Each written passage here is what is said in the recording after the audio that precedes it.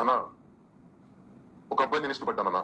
Okay. ఆ అబ్బాయికి నేను ఇష్టమే. కానీ వాళ్ళ అమ్మ పోవట్లేదన్నా. మరి ఏం చేయాలి? వాళ్ళ అమ్మ మారాలని ప్రార్థించాలి. వాళ్ళ అమ్మ మాత్రం ఏంటి? ఎవరితో కాపురం చేస్తావు నువ్వు? ఈ అబ్బాయితోటేనన్నా. మరి వాళ్ళ అమ్మ మాత్రం ఏంటి? వాళ్ళ అమ్మ పోవట్లేదంట. వాళ్ళ అమ్మకి భయపడుతున్నాడు. వాళ్ళ అమ్మ వద్దంటున్నాడు కాబట్టి వద్దంటున్నాడు, చేసుకోవట్లేదు.